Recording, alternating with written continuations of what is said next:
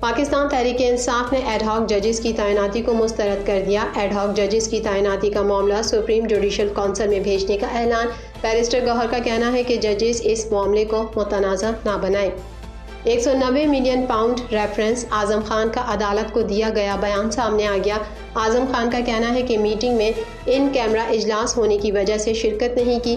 NAB نے سابق principal secretary کا تفتیش کے دوران لیا گیا بیان بھی عدالت میں پیش کر دیا۔ صنم جاوید آزاد، نامناسب گفتگو نہ کرنے کی یقین دہانی۔ 2 دن میں اسلام آباد اور کوئٹہ میں درج مقدمات واپس لیے جائیں گے۔ عدالت نے پی ٹی آئی رہنما کی گرفتاری غیر قانونی قرار دے کر رہائی کی درخواست نمٹا دی۔ شہر قائد میں گزشتہ رات رواں برس کی گرم ترین رات ریکارڈ۔ کراچی میں قیامت خیز گرمی نے شہریوں کا برا حال کر دیا۔ لاہور سمیت پنجاب کے مختلف اضلاع میں بارش، گرمی کی شدت میں کمی۔ کراچی میں گرمی بڑھتے ہی مختلف علاقوں میں لاشیں ملنے کا سلسلہ پھر شروع ہو گیا۔ کراچی میں شدید گرمی 24 گھنٹوں کے دوران 19 لاشیں ملی۔ ریسکیو حکام کے مطابق مرنے والے بیشتر افراد نشے کے عادی معلوم ہوتے ہیں۔ صدر منتخب ہوا تو سعودی عرب کی ہمیشہ حفاظت کروں گا۔ ڈونلڈ ٹرمپ کا کہنا تھا کہ سعودی عرب کے تحفظ کے لیے سرگرم رہوں گا۔ سعودی عرب اب ہمارے نہیں، چین کے ساتھ ہے۔ اسرائیل کے فضائی حملے نہ رکے۔ 24 گھنٹوں میں بچوں سمیت 80 سے زائد فلسطینی شہید۔ اسرائیلی فوج نے 10 روز میں اقوام متحدہ کے 8 پناہ گزین اسکولوں کو نشانہ بنایا۔ حماس کے حملے میں کئی اسرائیلی ٹینک تباہ اور فوجی بھی مارے گئے۔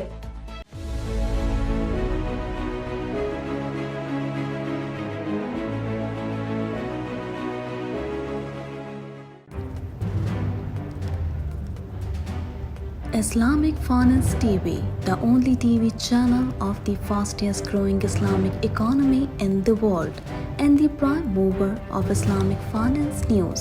Follow us on our social media handles and watch our reports and educational program at www.islamicfinancetv.com.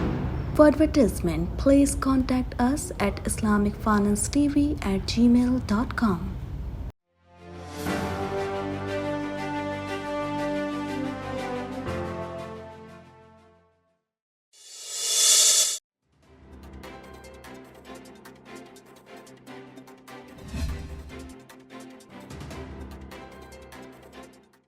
Pakistan Tehreek Insaf نے ایڈ ہاک ججز کی تعیناتی کو مسترد کر دیا۔ Chairman P T I barrister Gohar نے میڈیا سے گفتگو میں کہا کہ سپریم کورٹ میں ایڈ ہاک ججز کی تعیناتی بدنیتی پر مبنی ہے۔ ایڈ ہاک ججز کی تعیناتی کا معاملہ سپریم جوڈیشل کونسل میں بھیج رہے ہیں۔ اس اقدام کا مقصد اپنے ہم خیال ججز کو لگانا ہے۔ ججز اس معاملے کو متنازع نہ بنائیں۔ 4 ججز کو ایک ساتھ دوران تعطیلات لایا جا رہا ہے۔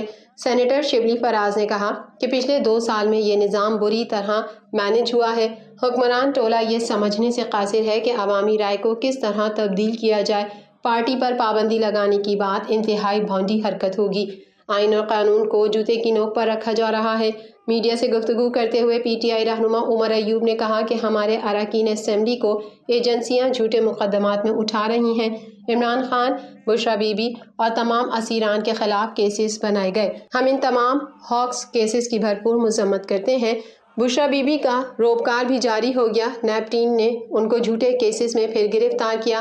ایڈ ہاک ججز کے حوالے سے قاضی فائز عیسیٰ سے گزارش ہے یہ ججز ہمارے کیسز نہ سنیں، ہماری حب الوطنی پر کوئی انگلی نہیں اٹھا سکتا۔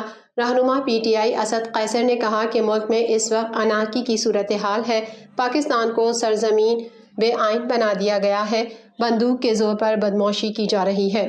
وزیر اعظم عمران خان صاحب اور بشرا بی بی کو ایک گھٹیا کیس جو ان پہ لگایا ہوا تھا اس پہ بری کر دیا گیا اور بشرا بی بی کا روپکار بھی جاری ہو گیا تھا۔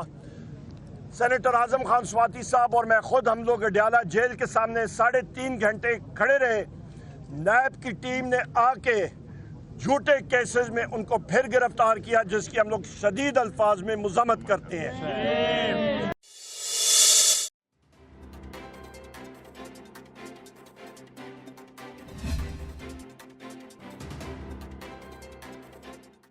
سابق وزیر اعظم و بانی پی ٹی آئی کے سابق پرنسپل سیکریٹری اعظم خان کا 190 ملین پاؤنڈ ریفرنس میں عدالت میں دیا گیا بیان سامنے آ گیا۔ عدالت میں دیے گئے بیان کے مطابق بطور پرنسپل سیکرٹری وزیر اعظم 22 اگست 2018 سے اپریل تک خدمات سر انجام دیں گے۔ شہزاد اکبر ایک دستخط شدہ نوٹ لے کر میرے پاس آئے۔ اس نوٹ پر شہزاد اکبر کے اپنے دستخط موجود تھے۔ نوٹ پر کابینہ سے منظوری لینے کا لکھا تھا۔ اعظم خان نے بیان میں کہا کہ میں نے وہ فائل سیکرٹری کابینہ کے حوالے کر دی۔ میں نے کابینہ میٹنگ میں ان کیمرہ اجلاس ہونے کی وجہ سے شرکت نہیں کی۔ متن میں بتایا گیا کہ شہزاد اکبر نے کہا کہ اس خفیہ ڈیٹ کو کابینہ میں منظوری کے لیے پیش کرنے کی وزیر اعظم نے ہدایت کی ہے۔ شہزاد اکبر کی اس بات پر فائل سیکرٹری کابینہ کو بھجوا دی تاکہ معاملہ کابینہ کے سامنے پیش کیا جا سکے۔ واضح رہے کہ اعظم خان کے بیان کے دوران نیب نے سابق پرنسپل سیکرٹری کا تفتیش کے دوران لیا گیا بیان بھی عدالت میں پیش کیا تھا، جس پر اعظم خان نے نیب کی جانب سے پیش کیے گئے بیان کو دیکھ کر کہا، اس پر میرے ہی دستخط ہیں۔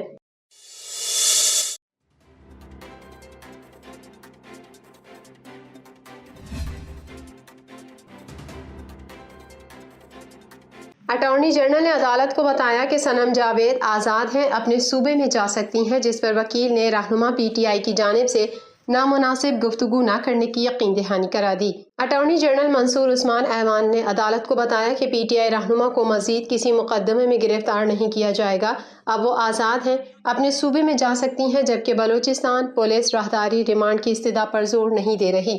تفصیلات کے مطابق اسلام آباد ہائی کورٹ کے جسٹس میاں گل حسن اورنگزیب نے پی ٹی آئی رہنما صنم جاوید کی گرفتاری غیر قانونی قرار دے کر رہائی کی درخواست کی سماعت کی۔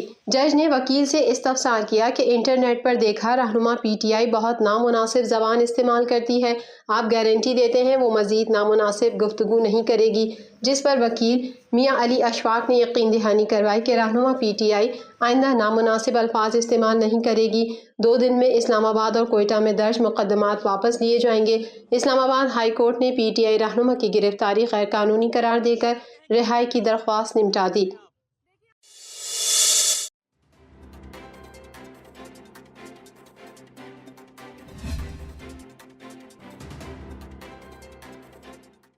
شہر قائد میں گزشتہ رات رواں برس کی گرم ترین رات ریکارڈ کی گئی، تاہم آج بھی حبس کی صورتحال برقرار ہے۔ دوسری جانب مونسون بارش برسانے والا سسٹم پنجاب بھر میں داخل ہو گیا، جس کے سبب لاہور سمیت مختلف اضلاع میں بارش سے حبس اور گرمی کی شدت میں کمی آ گئی۔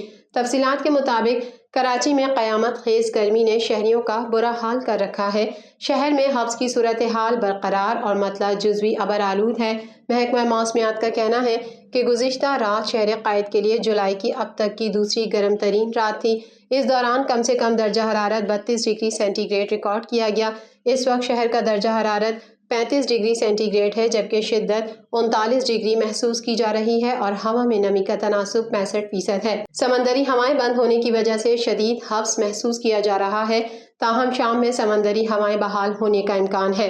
محکمہ موسمیات کے مطابق مونسون ہواؤں کا دوسرا اسپیل آج شہر میں انٹری لے گا، جس کے باعث آئندہ 24 گھنٹے کے دوران شہر قائد سمیت حیدرآباد، سجاول، عمرکوٹ، مٹھی، میرپور خاص، سانگھڑ، شہید بے نظیر آباد، دادو، بدین اور ٹھٹھا کے چند مقامات پر آندھی اور گرج چمک کے ساتھ بارش کا امکان ہے۔ دوسری جانب پی ڈی ایم اے نے الرٹ جاری کرتے ہوئے کہا ہے کہ پنجاب کے بیشتر اضلاع میں تیز ہواؤں کے ساتھ شدید بارشوں کے امکانات ہیں۔ 19 جولائی کے دوران جنوبی پنجاب کے بیشتر اضلاع میں آندھی اور تیز بارش کے امکانات ہیں۔ مونسون بارشوں کا یہ اسپیل 20 جولائی تک جاری رہنے کی پیش گوئی کی ہے۔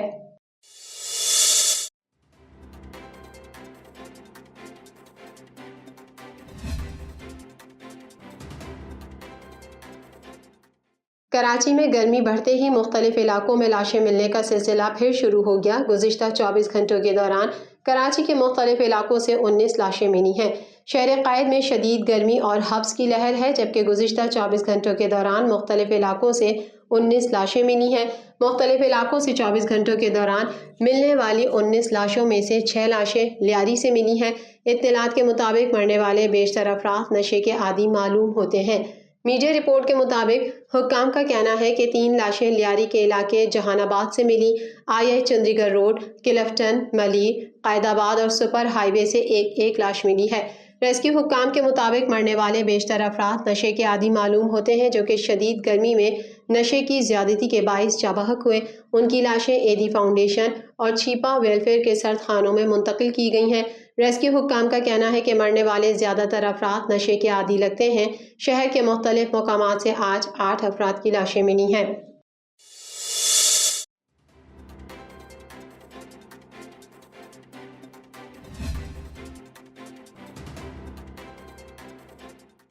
سابق امریکی صدر ڈونلڈ ٹرمپ نے کہا ہے کہ صدر منتخب ہوا تو ہمیشہ سعودی عرب کی حفاظت کروں گا۔ غیر ملکی میڈیا کو انٹرویو دیتے ہوئے ریپبلکن پارٹی کی جانب سے نامزد ہونے والے صدارتی امیدوار اور سابق امریکی صدر ڈونلڈ ٹرمپ نے کہا ہے کہ صدر منتخب ہوا تو سعودی عرب کے تحفظ کے لیے سرگرم رہوں گا اور ہمیشہ سعودی عرب کی حفاظت کروں گا۔ سابق امریکی صدر ڈونلڈ ٹرمپ نے مزید کہا کہ سعودی ولی عہد مجھے پسند کرتے ہیں۔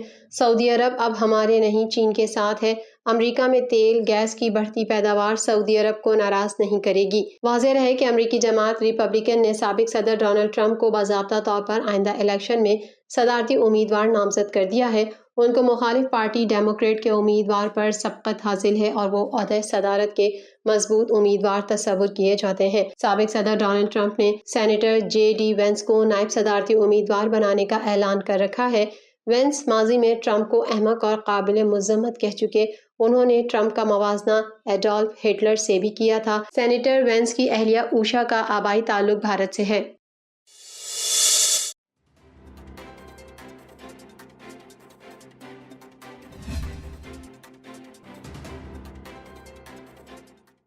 ہزاروں معصوم فلسطینیوں کو شہید کرنے کے باوجود وحشی اسرائیل کا جنگی جنون کم نہ ہو سکا۔ غزہ میں فضائی حملوں کے نتیجے میں 24 گھنٹوں میں بچوں سمیت مزید 80 سے زائد شہری شہید ہو گئے ہیں۔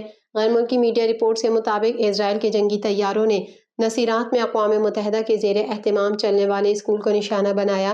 اس کے علاوہ خان یونس کے مضافاتی علاقے عطار میں بھی شہریوں پر بمباری کی گئی۔ حملوں کے نتیجے میں بچوں سمیت 3 درجن سے زائد افراد جاں بحق ہو گئے، جس کے بعد 24 گھنٹوں کے دوران شہید فلسطینیوں کی تعداد 80 سے تجاوز کر گئی ہے۔ اسرائیلی حملے کے بعد سول ڈیفنس کے اہلکاروں کا کہنا ہے کہ وسطی غزہ کے نصیرات پناہ گزین کیمپ پر حملے میں کم از کم 14 فلسطینی شہید ہوئے ہیں، جبکہ فلسطینی وزارت صحت کے مطابق اسرائیلی فوج نے 10 روز میں اقوام متحدہ کے 8 پناہ گزین اسکولوں کو نشانہ بنایا ہے۔ دوسری جانب حماس کے جنگجوؤں نے بھی اسرائیلی حملوں کے جواب میں مارٹر گولوں اور بارودی سرنگوں سے صہیونی فوجیوں کو نشانہ بنایا ہے، جس کے نتیجے میں کئی اسرائیلی ٹینک تباہ اور فوجی بھی مارے گئے ہیں، متعدد زخمی ہوئے۔ ادھر امریکی فوج نے امداد کی رسائی کے لیے غزہ کے ساحل پر عارضی بندرگاہ ختم کرتے ہوئے کہا کہ غزہ کے ساحل پر عارضی بندرگاہ کا میری ٹائم مشن مکمل ہو گیا، جس کے بعد عارضی بندرگاہ کی مزید ضرورت نہیں رہی۔